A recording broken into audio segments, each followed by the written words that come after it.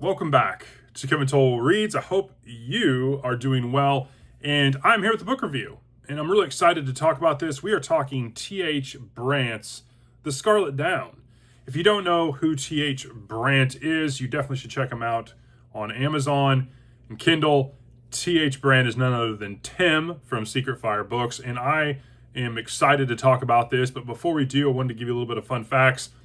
Tim recently, as of last week, announced a new book collection of short stories that he has published.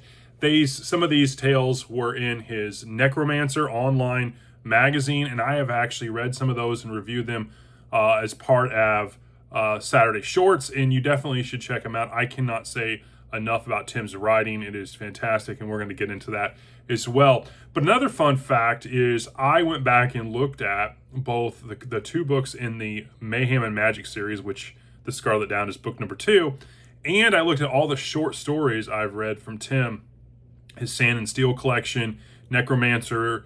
I've read a bunch, and actually I've read 13 short stories from Tim, and the average rating was a 4.45. I've read both book 1 and book 2 of his Mayhem and Magic series, and the average rating is a 4.75. So yeah, I may be biased or maybe a fanboy of Tim and his writing, but yeah, he creates some epic characters, and we're going to talk about them. So, The Scarlet Down was published in August of 2021. A fantasy. It's book number 2 in the Mayhem and Magic series, and let's talk about the summary of this book. We're in the island kingdom of Yarakesh, and we meet very quickly Silo of Ooze. He's a mercenary. He's working for a group known as the Sand Cranes, and he's doing so for coin. He takes a job transporting a northerner to the Oasis, this way station. And what seems like an easy gig with the promise of gold from this northerner. Unbeknownst to Shiloh and the Sand Cranes, the northerner is a wizard and is seeking this magical Scarlet Down. But he is not the only wizard or the only person that is seeking this magical and powerful item. Silo finds himself teaming up with the wizard in an alliance of need, facing foes, traps, sorcery, and treasure hunting commences. It's a Howlett, who is the wizard from book number 1 in the Mayhem and Magic series, and Silo, and it's a tag team event, and it is a lot of fun. So let's talk a little bit about what I enjoyed, because there is a lot to unpack. The premise is cool. From the actual kind of why they're there, why they're together, I thought it was really, really good. We get to learn kind of the story about how Howlett from book number 1 in Mayhem and Magic, it goes on, he lost his wife, Marianne. He always wanted to visit, different places and always talked with her about doing so. Now he seems to be out visiting the world. But when we kind of get his backstory when he was meeting with a nobleman, and they talked about this ancient treasure, the Scarlet Down, that could be a part of a tomb, and it's piqued his interest. Hence the reason why he goes and hires these Sand Cranes to kind of act as protection detail and get him to the Oasis, knowing that there's others that may be after this powerful magical item. I think it's really, really a great premise. It's really cool that you get the backstory kind of as the story's progressing. There's a lot of action that I thought was really cool. A lot of elements from Robert E. Howard in Conan. Over here, you got sorcery, you've got your in tombs and your booby traps, and there's a lot of elements that make for just a really great adventure story. Yeah, Tim's writing definitely has progressed as well. As I talked a little bit about his rating for short stories versus what I've rated for the Mayhem and Magic series, this one was my favorite entry so far. I really liked some of the Silo backstory. We get some of that based on, really connecting with Howlett. I think at first Howlett and Silo are they're in this predicament. The relationship is a relationship of need, and then it grows into a little something more as they have mutual respect for one another. Howlett at the beginning thinks of Silo as kind of muscle and a mercenary.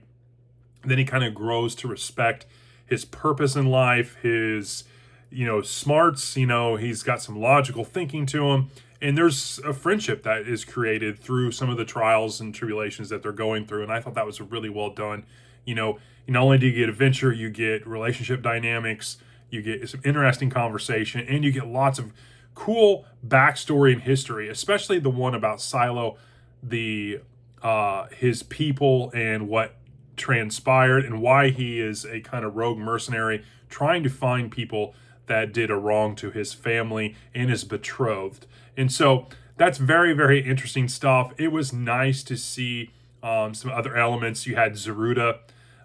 She's this evil trickster sorceress that's trapped in this ring that comes into this account in an interesting way. I thought the epilogue of this book was just fantastic. I really, really enjoyed it. I liked how this ended. It ended in a way that there definitely could be more adventures. There definitely could be another team up. There's just a lot to uncover. It could be, the next thing could be just about Silo. It could be, the next thing could be just about Howlett the Wizard. And it's just really, really well done and executed. Let's talk. There's one excerpt that I wanted to talk about, and I really also enjoyed this too. The chapter headers. Each header has kind of a nod or a diary entry or something that kind of adds to the mythology and history of the story and the world of Dormir. And I thought that was really, really well done by Tim, because it just kind of whets your appetite for more.